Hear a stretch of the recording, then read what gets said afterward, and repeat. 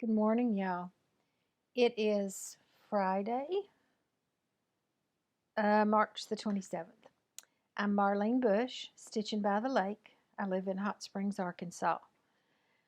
And I appreciate all of you who are coming back to watch every time, especially these that I've been making more frequently. I meant to make one yesterday, actually, and didn't get to, and I'll explain that at a little bit later when I talk about some life updates. But first thing I want to do is show you what I've been working on. And this pattern is from Erica Michaels. Okay,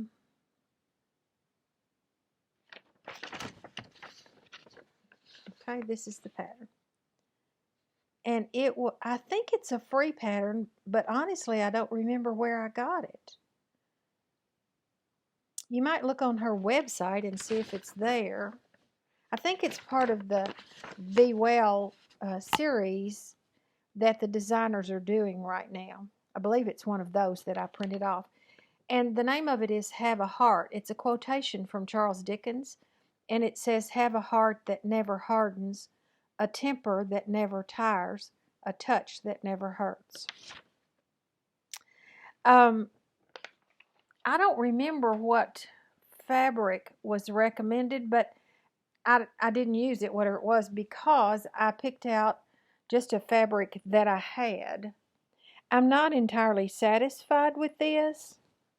It's an even weave, and it's an off-white. I don't have a clue what color, but it's really a little bit brighter than I like. And I think once I have finished stitching this, I may coffee dye it, the whole thing. We'll see. I only have a little bit left. There's some decorations sort of things right down here, and one more line at the bottom, and I'll be finished with that one. So I should finish this one today. I usually don't cross stitch until after we have supper, probably around 6:30 or so, 7 maybe. I'll start stitching, and I don't stitch but 2 or 3 hours because I'm ready for bed about that time. I like to read at night, and that's generally what I do. But that one should be finished pretty soon. I also don't remember the threads on that, and I didn't bring that in here with me. But if you need it, it's on the pattern. But if you need it, you can let me know. When I finish that one, I have decided to go back to, and my friend Judy is probably wondering when I'm ever going to get back to this. This is Blackbird Designs. This first one, there are 3 of these. I know y'all have seen them before. Here's Autumn. And Winter. Is that upside down? No, it's not. And Summer. There's Summer. I have stitched Summer, and it is so pretty. I don't know why I have put off doing the rest of these, except that I just get caught up with new things when I see them and put things aside, and sometimes I forget about the old ones, which are even better than the new ones. So this will be my next start. I may even get to start on this one tonight. I'd like to. I've had it kitted up forever. I mean, I've had it started and all the threads are still with it. This is in one of my vinyl bags that I made. And I tell y'all all the time, I just am not very good at these vinyl bags. I'm getting a little better. I've made a few more, and I'm getting a little better. What I need is a fairy godmother to come in and make those, an elf. You know, like the little elf used to come in with the shoemaker? I need a little elf to come in and make me about 10 or 100 more of these. Really, I don't need 100, but I'd love to have more, and I hope soon I get to make some more, because even if they're not perfect, for me, they're just fine. I don't need perfect. Okay, what else have I been up to? I was going to take y'all outside today to do a video. I've done that before, but it's cloudy, which is fine. I could do one when it's cloudy, but it's also very windy, and I would not be able to breathe. But my allergies are fine when there's not a breeze or a wind or anything like that, but the rest of the time they're pretty bad. Okay, why did I not make a video yesterday? Well, yesterday morning I decided that I keep my off-season clothes stored in a storage building that's out in our backyard. So I went out yesterday and worked on that. Started going through the tubbies, and that storage building needs a revamping. Y'all know I'm pretty organized. I like organized. And so I have most everything in tubbies and labeled. But now I've decided I want a different method of labeling, which means emptying tubbies and resorting and putting them back. But the story I was going to tell you was about my storage building. We live in an older house. It was built in 1975, and it has a carport, but it has a separate garage. Now, the garage belongs to my husband. Make no mistake about that. And for years, we didn't have that storage building. So for years, every time I wanted to put something in the garage, he complained that I was filling up his garage with my stuff.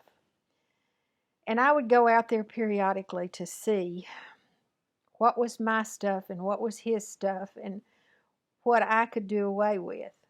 His stuff involved hunting or fishing or tools. The rest of it appeared to be mine, according to him, which meant I had my canning stuff, jars and canners and stuff like that when I wasn't using them, and I had my off-season clothing, and I had decorations, seasonal decorations. And I have multiple tubs of seasonal decorations because I do have Christmas, and I have fall, and I have Easter, and I have patriotic. So there was quite a bit. That was mine. He had some validity in what he was saying. This was back when I was working, and actually I had already retired and had been called back to work. So I had a supplemental income. This was an income above my retirement. And he complained enough that one day I just got aggravated. And I drove myself down to Lowe's and I bought me a storage building and had it delivered. And then I told him about it. So everything of mine was moved out of his garage and put into my storage building. Now, we are at opposite ends of the spectrum in many things. Temperature, he's very hot-natured and I'm very cold-natured. And organization, he's not. Period. He's not. Now, my stuff is in my storage building. His stuff is in his garage, except some of his stuff seems to be flowing over into mine, which is okay. I don't complain about that. But if you walked into his garage today, you would not be able to walk into his garage today. In his defense, he keeps the plants, the house plants, the outdoor plants from summer. He keeps some of those in the garage during the winter, but they're out of there now. And he has a riding lawnmower, and he has a four-wheeler, and do you know what I'm saying? You can barely walk in there. You could not find a tool, a specific tool that you were looking for, if your life depended on it. I want so badly and he has pegboards. He has pegboards, but he doesn't use them. I want so badly to go in there and take that over and clean it up and organize it, but he would not be happy if I did that. So I leave him alone as long as he leaves my stuff alone. The unfortunate part is that he doesn't always leave my stuff alone. If I have him take something to the storage building, he takes it out there for me and sits it right in front of the door. Men, what can I say? So, yesterday I went out and got most of my summer things. It's going to be 80 here today, y'all. Now, it's going to get a little bit cooler, I think maybe 60 later in the next few days. But we're not going to have any really cold weather from now on. So I was ready to take out my wool shirts that I've worn all winter and my sweaters that I rarely ever put on, all those kinds of things. So that's what I did yesterday. And by the time I got through with all of that, it was too late for me to make a video. That's what it all boils down to. I just did something else. Uh, I'm at 10 minutes and I usually try to quit right around here, but I want to tell you one more thing, and that is y'all all know that I have daily prayers and really hourly prayers most days. But I think I'm going to try every day to pick a different group of people to pray for specifically.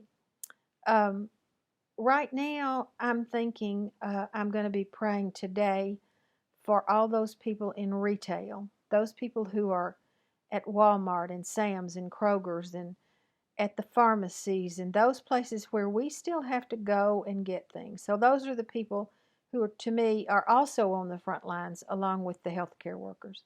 I'm going to be praying for them today.